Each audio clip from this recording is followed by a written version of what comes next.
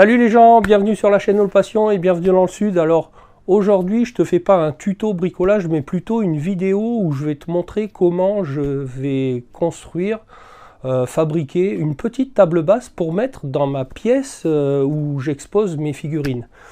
Alors pourquoi? Parce que je me suis dit que ça serait peut-être aussi sympa de m'asseoir sur ce canapé, de te faire peut-être des reviews des figurines que j'ai reçues en ayant une petite table basse devant. Parce que quand je me suis aussi rapproché des magasins, j'ai regardé un peu en ligne le prix des tables basses.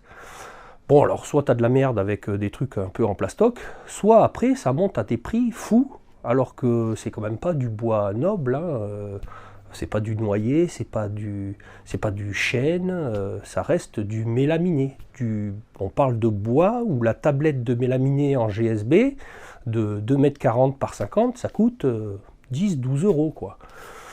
Donc moi, après avoir fabriqué mes vitrines ou un dressing, il me reste des chutes de mélaminé, par chance, que je vais retailler et utiliser. Alors tu vas voir que pour fabriquer cette petite table basse, moi, je te fais une vidéo parce que ça peut te donner des idées.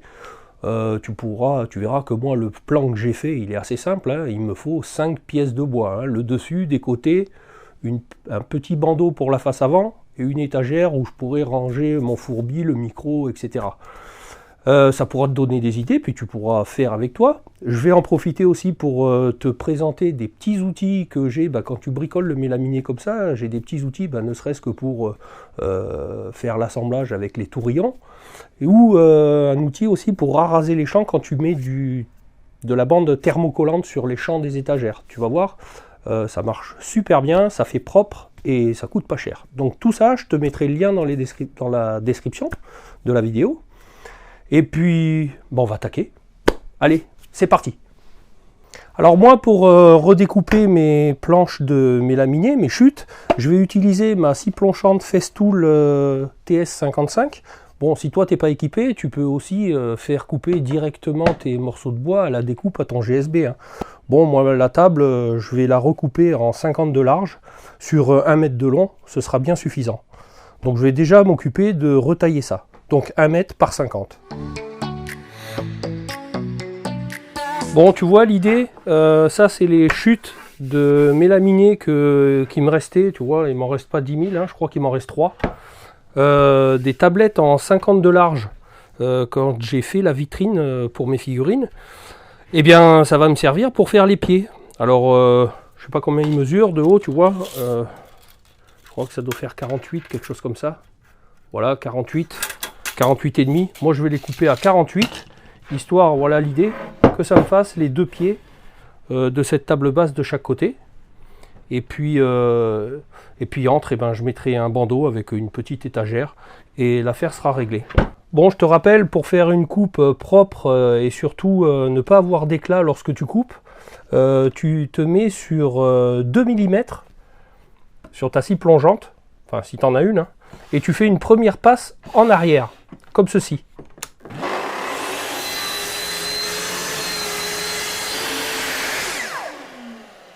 Ça va avoir pour effet de bien cisailler le bois sur le dessus et n'avoir aucun éclat de coupe. Et ensuite, tu te mets à la profondeur qui va bien pour couper ta planche. Alors je te montre, tu vois, le fait d'avoir fait ça, tu as une coupe parfaite.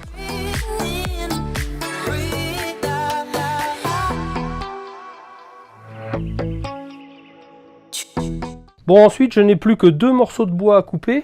Le bandeau pour aller sur l'avant. Alors, tu vois, j'avais une chute de 17, je crois que ça fait. Ouais, c'est ça, 17 cm sur... bon, il va falloir que je coupe à peu près par là. Donc, j'ai suffisamment de marge pour faire la retombée à l'avant de la table. Et puis, ça, tu vois, c'est pas le même revêtement. Mais bon, c'est pas grave parce que c'est pour faire l'étagère à l'intérieur. Bon, si j'avais eu du blanc, j'aurais eu du blanc. Mais même s'il avait été gris, c'est pas grave, ça se voit pas. Alors, ces montants, je vais les couper à 88,4 parce que les montants latéraux de la table, je vais les mettre un peu en retrait de 4 cm. Je te rappelle, le plateau du dessus, il fait 100, hein, 1 mètre, donc 100. Je vais les mettre les montants latéraux, les panneaux latéraux à 4 cm en retrait. Donc, ces 4 cm, les 3,6 de l'épaisseur du bois, entrent il va me rester 88,4, aussi bien pour le bandeau que pour l'étagère interne. Donc eh ben, c'est parti, on va couper ça. Bon, t'as remarqué, moi pour prendre les mesures, parce que bah, tu vois, le crayon, ça se voit pas sur le marron. Alors bah, l'astuce, hein, moi je mets du scotch papier, comme ça j'écris dessus, puis ça gêne pas pour couper.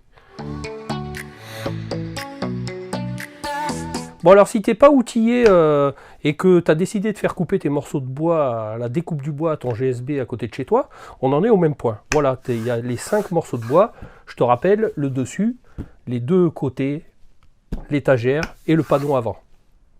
Voilà, bon maintenant on va procéder à l'assemblage. Alors tu vas voir que moi l'assemblage, eh ben, je choisis de le faire par tourillon et collage. Pas de vis, pas de clous, elle ne sera pas démontable. J'ai décidé de ne pas rendre ce meuble-là démontable de toute manière. Donc uniquement collage et tourillon bois. Et c'est là que je vais te présenter les outils que j'utilise pour procéder à l'assemblage de tout ça. Allez, on y va. Alors l'assemblage par tourillon bois, qu'est-ce que c'est un tourillon? Tu as déjà vu ça? Tu vois? C'est des tourillons en bois. Alors il y a plusieurs dimensions, il y a plusieurs longueurs, il y a plusieurs diamètres. Alors moi c'est du 8. Et puis là j'en ai plusieurs, donc je vais en utiliser plusieurs parce que j'en ai pas suffisamment de cette taille, mais ça fait 40 mm. Voilà, donc c'est du 8 mm par 40. Alors comment ça se passe un assemblage par tourillon? Alors ben, je te prends l'exemple de, tu vois, ça va être le bandeau avant de la table, et ça l'étagère interne. Et donc je vais assembler, tu comprends bien, je ne vais pas l'assembler comme ça pour pas qu'on voit ce champ là par rapport à ce bandeau là. Donc je vais faire un assemblage comme ceci. Et donc il va bien falloir que je mette ces tourillons en assemblage, tu vois, je vais en mettre 3. Un ici, donc il va falloir percer ici et ici. De la même manière, je vais en mettre un au milieu et un à l'autre côté pour assembler comme ça, coller, assembler. Mais il faut que les trous tombent au bon endroit, à la fois dans cette planche de ce côté-là et dans le champ sur cette étagère-là. Alors il y a un outil comme ça que j'avais acheté dans un premier temps, avant de me fabriquer les miens propres, déjà pré-réglés. Parce que cet outil, tu vois, il est fait pour toutes les épaisseurs de bois que tu peux avoir, pour pouvoir faire les trous au bon endroit. Alors là, comme on est dans de la planche de 18 mm, tu dévisses ta bague, tu rapproches cette butée ici à 9 mm, je ne sais pas si tu vois, mais en tout cas c'est gradué ici, tu vois, là il y a les petits ergots qui correspondent à 0, donc tu mets ta butée ici à 9 mm. Ensuite tu serres, et qu'est-ce qui se passe quand tu viens plaquer contre ici? Eh bien tu vois bien que le forêt que tu vas prendre ensuite ici pour percer, eh bien ton trou va se retrouver à égale distance, donc à 9 mm du bord, qui correspondra bien évidemment, quand tu viendras mettre une planche par-dessus, au centre à 9 mm exactement ici. Une fois que j'ai compris comment ça s'utilisait cet outil simple, hein, je te mettrai le lien dans la description, hein, tu peux l'utiliser. Moi c'est par souci de facilité que j'ai décidé d'imprimer les miens, puisque je travaille toujours avec du mélaminé de 18 mm d'épaisseur. Je me suis imprimé moi directement les miens, tu vois, à l'imprimante 3D. Et ben j'ai fait directement ma cote, tu vois, avec, je crois que ça c'est des bagues de prolongation de tiges filetées que j'ai percées et que j'ai assemblé, collé sur mon impression. Donc moi là par exemple pour du 18, ben, c'est exactement la même chose, sauf que ma cale elle est déjà faite à 9 mm du bord. Donc c'est ce que je vais utiliser. Parce que là tu vois, pour te l'expliquer, je crois que je l'ai déréglé. Donc au lieu de perdre du temps, je vais utiliser ce que j'ai fait, mais c'est exactement le même principe. Tu vois que je mette ça ou ça, le trou serait exactement à 9 mm du bord, si tant est qu'il soit bien réglé ici à 9 mm. D'accord? Ensuite, il aura un autre usage que je te montre juste après. Donc, tu comprends bien que ce perçage, tu ne vas pas pouvoir le faire pour traverser la planche. Il ne faut pas traverser la planche. Donc, avec ce kit, je crois, est livré une butée à fixer sur un forêt. Un forêt du diamètre du tourillon que tu vas utiliser, parce que je te rappelle, il en existe aussi en 6, hein, 6 de diamètre, enfin il y a un peu tous les diamètres en tourillon. Bon, moi c'est du 8, donc j'ai un forêt à bois de 8, et je règle la bague de sorte à ce que quand je vienne en butée, alors ici sur cet outillage d'origine, bah, tu vois la butée c'est la bague en fer qu'il y a, et tu vois la profondeur à laquelle tu vas percer pour pouvoir mettre ton tourillon. Alors quand on met un tourillon à l'intérieur de cette plaque là, il faut le faire descendre environ à mi-épaisseur de planche. D'accord? Donc il faut régler ta butée de sorte à ce que le perçage vienne à mi-épaisseur de planche. Bon, je me suis aperçu, désolé que j'avais pas appuyé sur enregistrement quand j'ai fait les autres trous. Bon, c'est pas grave, je vais te montrer avec un autre assemblage. Hein.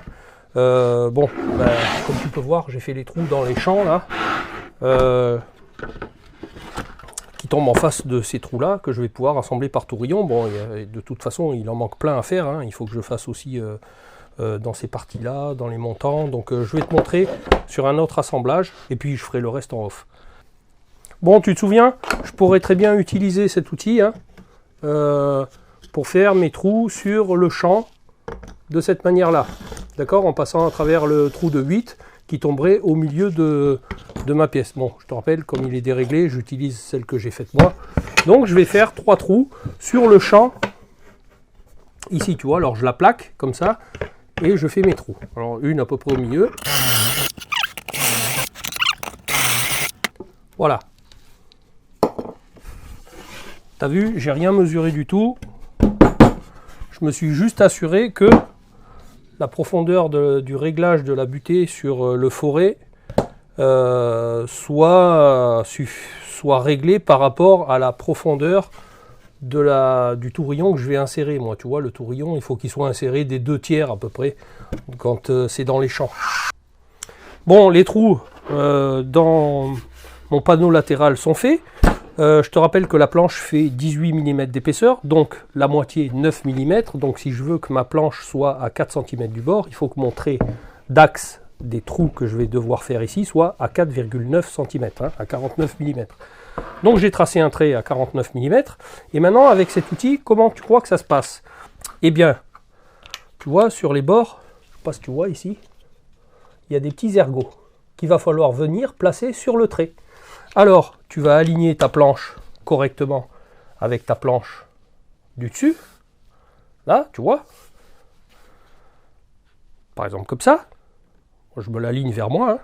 Et ensuite, tu vois ici, il y a une petite pyramide qui va venir, que tu vas venir mettre à l'intérieur du trou que tu as fait dans le montant vertical. Et en même temps, eh ben, tu vas devoir tout décaler pour aligner tes ergots de cette pièce sur le trait. C'est pas plus compliqué que ça. Alors, tu vois, il faut remettre tes planches alignées comme il faut. Alors une fois qu'elle y est, hein, parce que une fois que tu auras calé un trou, que tu sauras bien comme il faut, ben en principe, tes autres trous, tu vois, ça va tomber sur ton trait, obligatoirement.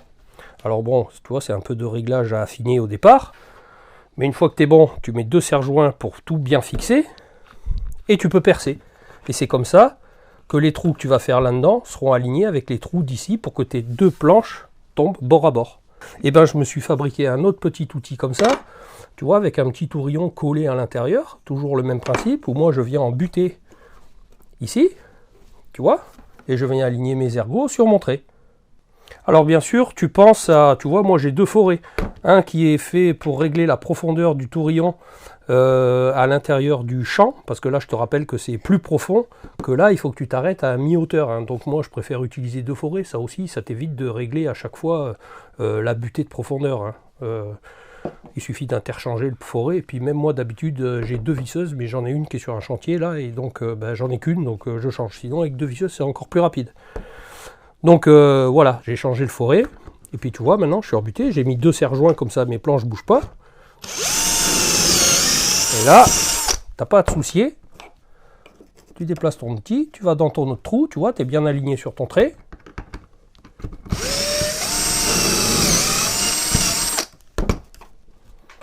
Et le dernier.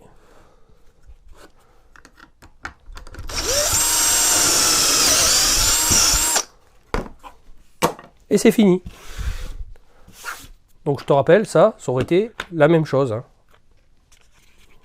Voilà. Bon, je tenais à te présenter cet outil en tout cas, parce que c'est quand même bien pratique pour faire les assemblages en mélaminé. Mais quand tu as compris le principe, bah, si tu es équipé en modélisme, enfin en impression 3D, bah, tu vois, tu te fabriques des outils simples, pré-réglés au aux épaisseurs de bois que tu as envie de travailler.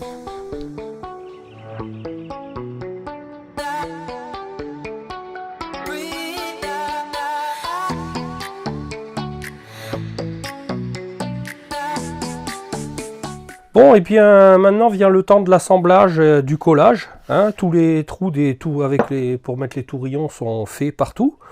Alors j'irai pas jusqu'au bout de l'assemblage parce que je vais te montrer avant d'assembler le plateau du dessus que je collerai les champs et je te montrerai la raseur de champ avant de plaquer le plateau du dessus.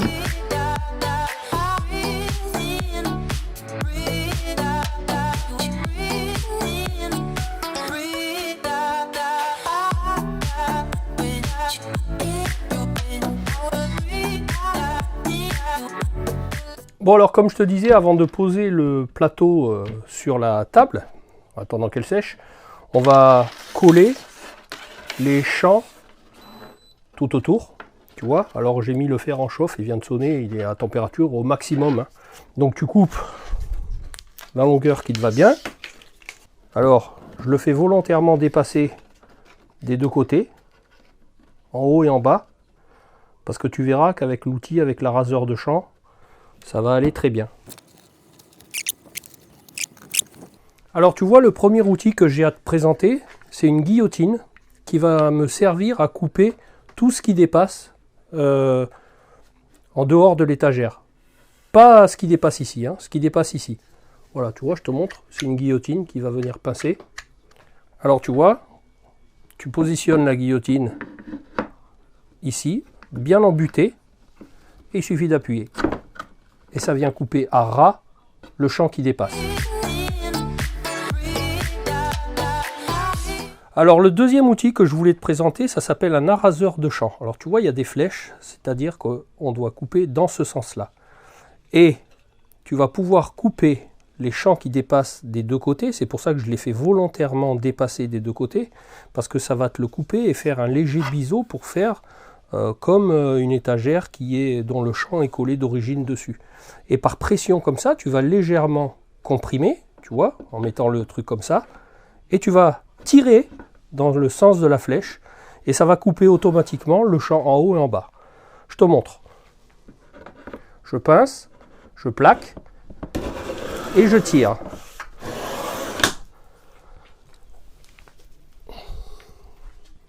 Tu vois, ça m'a coupé le champ supérieur et inférieur de l'étagère.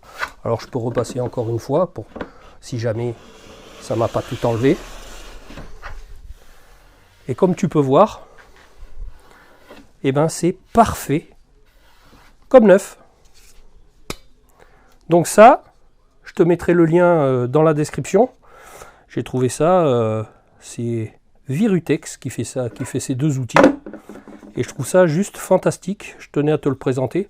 Alors si jamais tu as des plans un peu plus épais, comme des plans de cuisine par exemple, eh bien tu vois, tu peux le démonter. Et étant donné que quand tu pinces, c'est limité à une certaine épaisseur, hein, tu vois bien qu'un plan de cuisine qui fait 3 ou 4 cm ou 5, eh ben ça passe pas là-dedans. Eh ben c'est pas un souci, tu le démontes, et puis tu fais dans un sens en restant plaqué, comme ça, tu tournes ta planche, et tu fais dans l'autre sens pareil. Voilà, alors tu vois, ça coupe aussi des deux côtés. Hein. Donc tu t'orientes un peu comme tu veux dans le sens de coupe.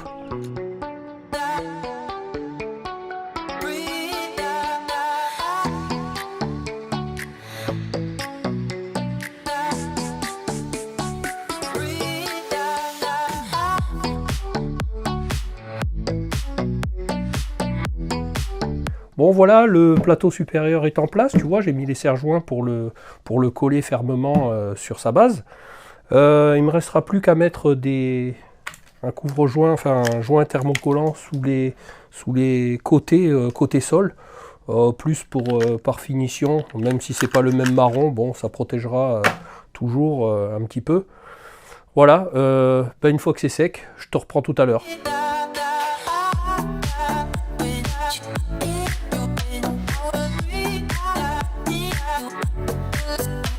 Bon, et bien voilà les gens, comme tu peux le voir, et ben, la petite table basse est en place dans son environnement.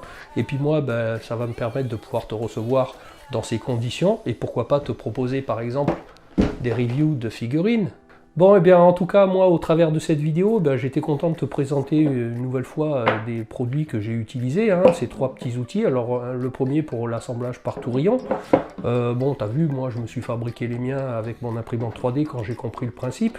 Bon, après, ça me permettra toujours de pouvoir travailler des bois de différentes épaisseurs. Hein, je le garde toujours à proximité. Et puis les 2 autres, comme tu as vu, pour traiter les champs, la raseur de champs et la guillotine, pour traiter les champs que tu peux coller. Alors si tu fais pas de meubles, tu peux aussi, quand tu fais tailler des étagères pour mettre dans tes placards, et ben, si tu veux mettre un joli champ, tu as toujours la possibilité. Et puis tu sais que tu peux en tout cas rendre la chose un peu plus jolie en ayant ces petits outils. N'oublie pas, je te mets tous les liens en description.